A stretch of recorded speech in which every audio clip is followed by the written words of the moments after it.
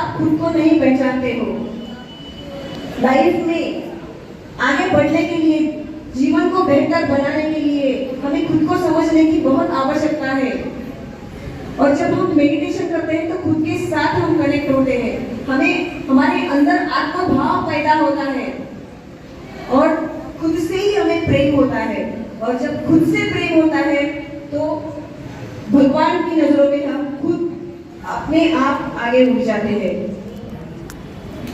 और जब खुद से प्यार होता है तो ये दुनिया भी आपसे प्यार करती है। तो खुद का सम्मान, खुद की रिस्पेक्ट, ये मैं हमेशा करें।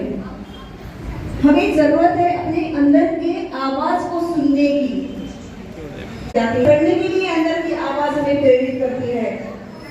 और जो भी इस दुनिया में सक्सेसफुल लोग हैं वो क्यों है? क्योंकि वो अपने अंदर की आवाज को वो नजरअंदाज नहीं करते हैं। तो जरूरत है खुद को पहचानने की, अपने भीतर छुपी हुई उस आवाज को, अंदर आत्मा की आवाज को हो या फिर दिल की आवाज को हो।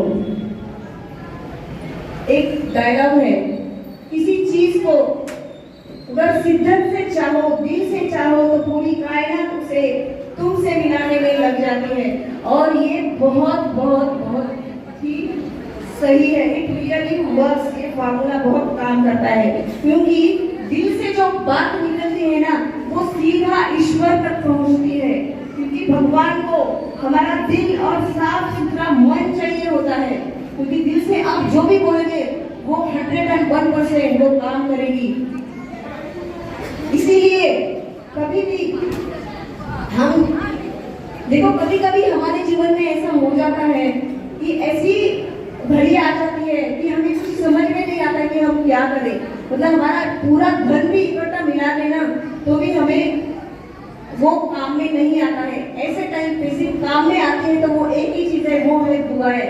जिस तरह से हम बैंक में मनी, पैसा, धन इकट्ठा करते हैं ना, ठीक उसी तरह से हमारे ब्लेसिंग्स, हमारे कार्मिक अकाउंट, हमारे दुआओं का भी अकाउंट होता है।